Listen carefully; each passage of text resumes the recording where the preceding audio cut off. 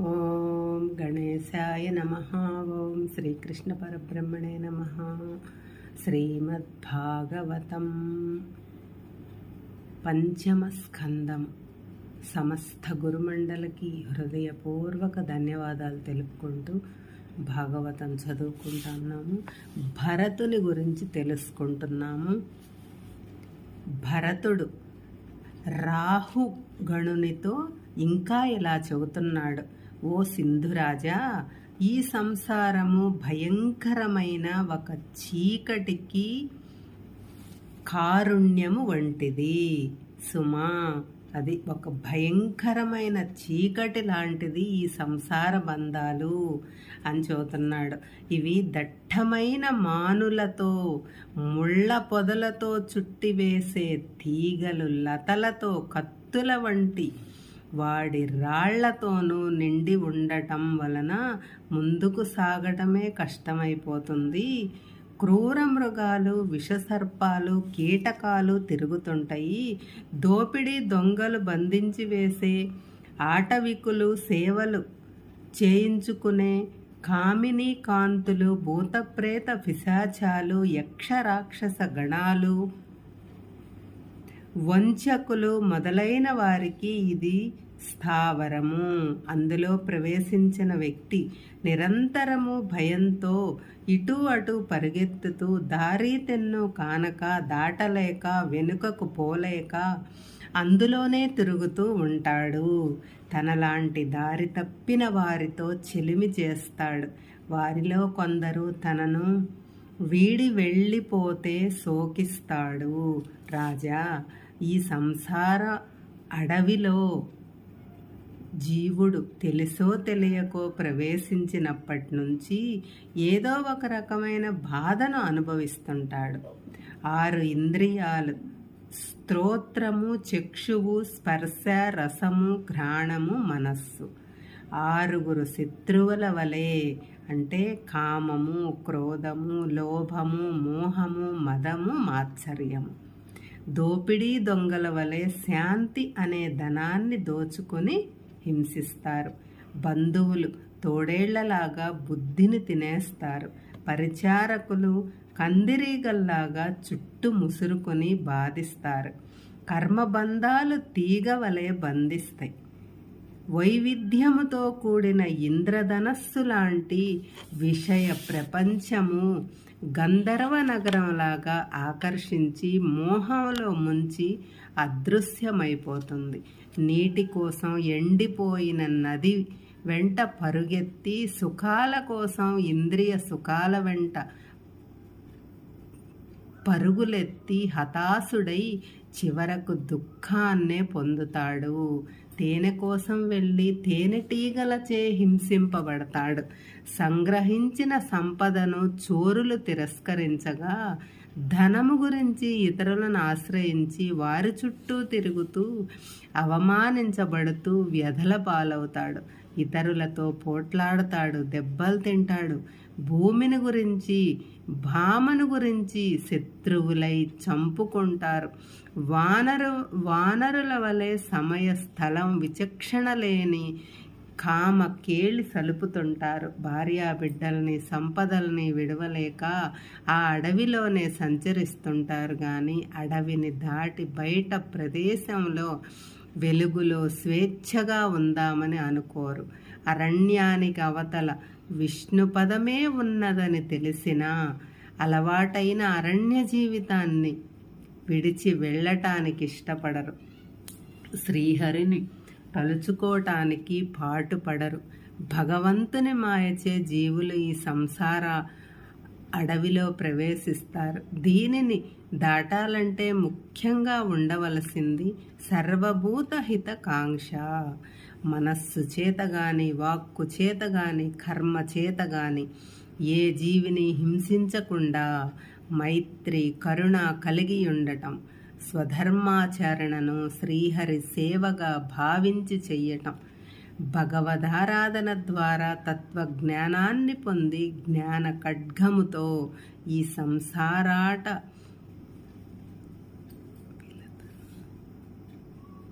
అంటే ఈ సంసార పొదలను ఛేదించి అవతలి వైపునున్న విష్ణు పదాన్ని చేరటమే ఏకైక ఉపాయం అని భరతుడు చెప్పగా విని రాహుగణుడు తత్వాన్ని తెలుసుకొని వైరాగ్యం కలుగగా ఇలా అన్నాడు: మహాత్మా, పవిత్రమైన మీ వాక్కులను విన్న తర్వాత నా కండ్లు తెరుచుకున్నాయి. దేవ మనుష్యాది అనేక జన్మలలో మానవ జన్మయే శ్రేష్టమైందని తెలిసింది. ఏలనా అంటే సత్పురుషుల సహవాస భాగ్యం ఒక్క మానవునికే లభిస్తుంది. అతని జన్మయే సార్థకమవుతుంది. విష్ణు పదాన్ని పొందటానికి నీ వంటి భాగవతోత్తముల పాదసేవ చేయటం చాలా అవసరమని తెలుసుకున్నాను. నా సౌభాగ్యముచే మీరు నాకు నీ దర్శనం లభించింది. ఈ స్వల్ప వ్యవధిలోనే నా అజ్ఞానం నశించింది. అంతటా అందరిలోనూ ఆ వాసుదేవుడే ఉన్నాడని ఇప్పుడు తెలిసింది. అందుచేత పిన్న పెద్ద అనే వయో భేదం లేకుండా అందరికీ నమస్కరిస్తున్నాను. సామాన్యులకు బ్రహ్మవేత్తలకు నమస్కరిస్తున్నాను. నీ వంటి ఉత్తమ జ్ఞాన సంపన్నులకు శుభమగుగాక. వారి యొక్క కరుణా కటాక్షములచే నా వంటి అహంకారులు అజ్ఞానులు భగవంతుని యొక్క లీలా వైభవాలను తెలుసుకొని నిర్మల భక్తులగుదురుగాక అని రహూగణుడు భరతుని పాదాలపై పడ్డాడు. జీవన్ముక్తుడైన భరతుడు రాజునాశీర్వదించి నిర్వికారుడై లోక సంచారానికి వెళ్ళిపోయాడు. శ్రీశుకుడు పరీక్షిత్తుతో ఇలా చెప్పాడు: రాజా, భరతుడు చెప్పిన సంసార అరణ్యం గురించి చెబుతాను విను. శరణమే ఆత్మ అని నమ్మేవారు తమ కర్మ ఫలాలను అనుభవించటానికి అనేక జీవయోనుల్లో జన్మిస్తుంటారు. కామ్య కర్మలను చెయ్యటమే సంసారణ్యంలో ప్రవేశించటం అన్నమాట. విష్ణు మాయచే మనిషి ఆ అరణ్యంలోకి ఆకర్షితుడవుతాడు. అతడు వ్యాపారం చేసి ధనం ఆర్జించాలనుకునే వ్యాపారి లాంటివాడు. అరణ్య మార్గంలో అడ్డంకులు ఆశాభంగాలు ఎదురవుతున్నా భగవంతుని ఆశ్రయించాలని అనుకొనడు. ఆర్జించిన ధనాన్ని భగవదర్పితంగా ధర్మ మార్గాన వినియోగించాలని అనుకొనడు. ఇంద్రియ భోగాల్లో వెచ్చిస్తే ఆ ధనముచే లోన పొంగియున్న 6 తస్కరులను పోషించినట్లవుతుందని తెలుసుకొనడు.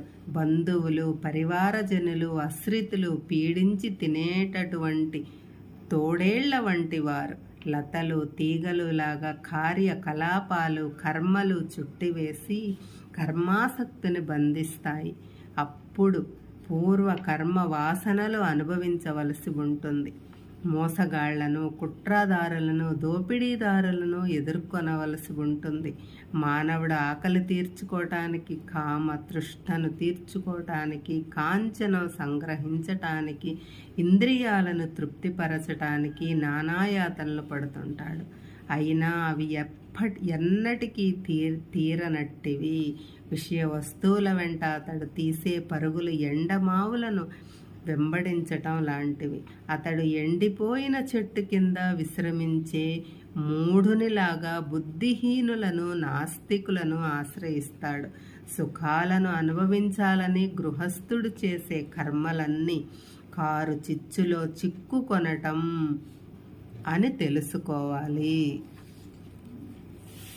ఇలాంటి కర్మ ప్రవృత్తి ప్రమాద భరితము.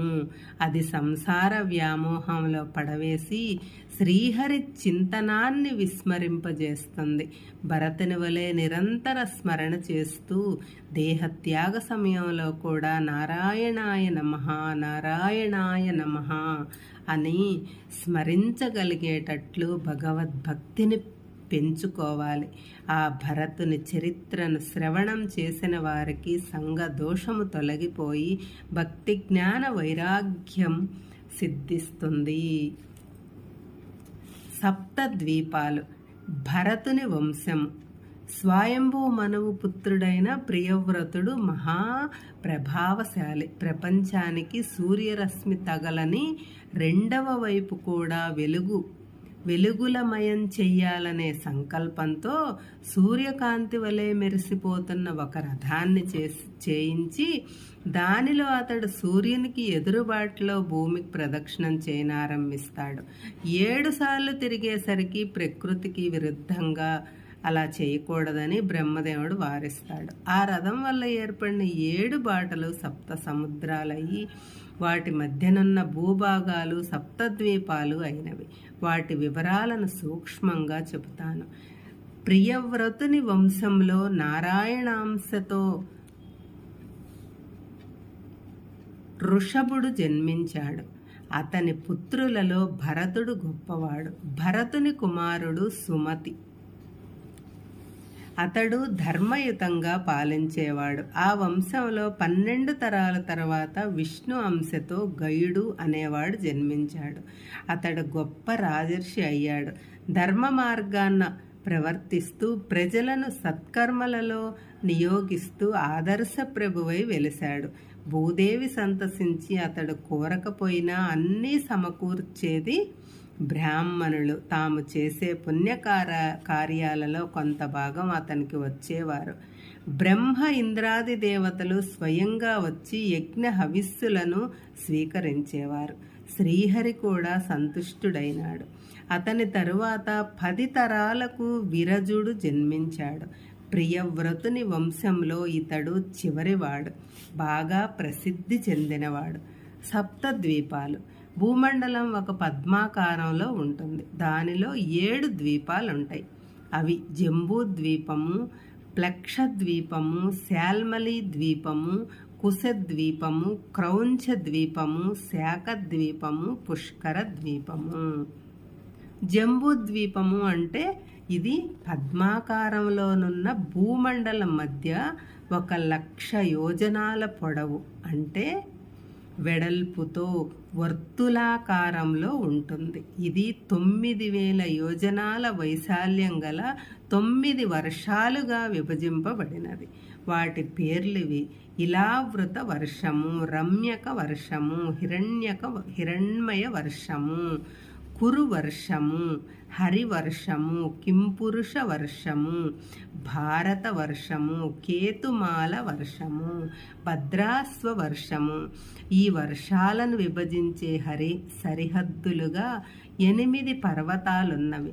ఈ 9 వర్షాలకు మధ్యను ఇలావృత వర్షముంది. పద్మానికి కర్ణికలాగా ప్రకాశిస్తూ ఇలావృత వర్షం మధ్యస్థంగా సువర్ణ సుమేరు పర్వతం ఉంది.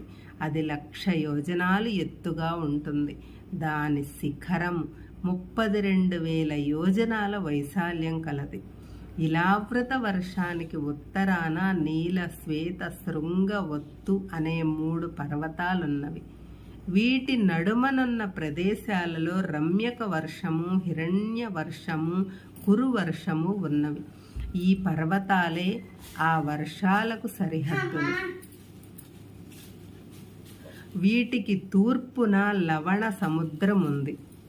ఇలావృత వర్షానికి దక్షిణాన విషద, హేమకూట, హిమవత్ పర్వతాలున్నవి.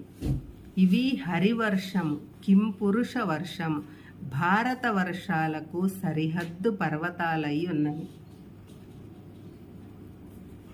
ఇలావృతానికి తూర్పున గంధమాదన పర్వతం,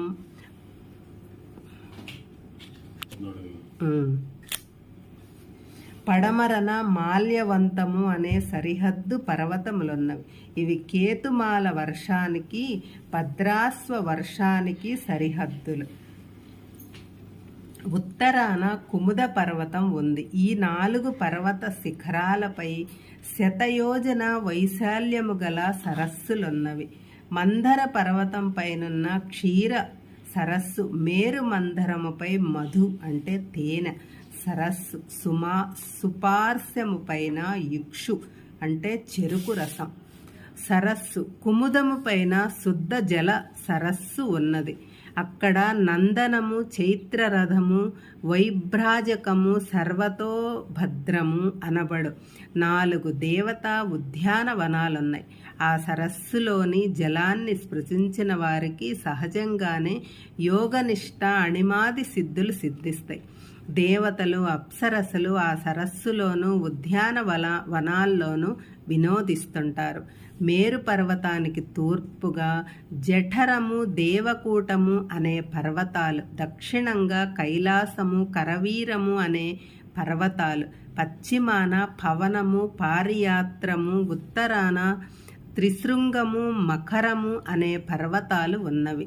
మేరు పర్వత శిఖర మధ్య శాత కౌంబి అనే పట్టణం ఉంది. అక్కడ చతుర్ముఖ బ్రహ్మ నివసిస్తాడు.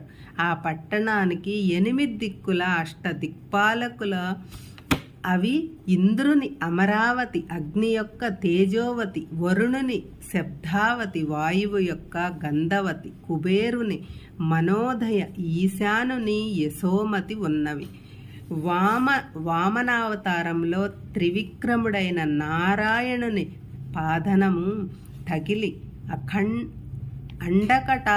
అండకటాహము అంటే బ్రహ్మాండము యొక్క పైభాగమున రంధ్రమేర్పడి పైన ప్రవహిస్తున్న జలములోనికి ప్రవేశించి త్రివిక్రముని పాద ప్రక్షాళనం చేసి ప్రవహిస్తుంది. అందుకే అది భగవత్పది అనే పేరున పిలువబడింది. అది కిందికి పారి చాలా కాలానికి విష్ణుపదం అనే ద్యులోకంలో పడుతుంది. అక్కడ ధ్రువుడు స్నానం చేస్తుంటాడు. సప్తర్షులు నిత్యము ఆ జలాన్ని శిరస్సును ధరిస్తారు. అచట నుండి చంద్రమండలాన్ని తడిపి మేరు పర్వత శిఖరాన్ని ఉన్న బ్రహ్మలోకంలో పడుతుంది. విష్ణుపది అనే ఆనతి అక్కడ సీత, అలకనంద, చక్షువు, భద్ర అనే పేర్లతో 4 నదులు అయి 4 దిక్కులుగా ప్రవహిస్తుంది. సీతానది తూర్పుగా ప్రవహించి కేసగిరి, గంధమాధవ పర్వతాల మీదుగా భద్రాస్వ వర్షాన్ని పవిత్రం చేస్తూ లవణ సముద్రంలో కలుస్తుంది. చక్షువునికి పడమటి ద్వారం నుంచి వెలువడి మాల్యవత్పర్వతం మీదుగా కేతుమాల వర్షాన్ని పవిత్రం చేస్తూ పశ్చిమ సముద్రంలో కలుస్తుంది. భద్రానది ఉత్తర ద్వారం గుండా వెలువడి కుముద నీల శృంగ వత్పర్వతాల మీదుగా సోత్తరాలైన కురు భూములను పవిత్రం చేస్తూ ఉత్తర లవణ సాగరంలో కలుస్తుంది. అలకనందా నది దక్షిణంగా వెళ్ళి హేమకూట హిమత్తర పర్వతాలను దాటి వచ్చి కర్మక్షేత్రమైన భారత వర్షాన్ని పవిత్రం చేస్తూ దక్షిణ దిక్కున ఉన్న సముద్రంలో కలుస్తుంది. హరే కృష్ణ.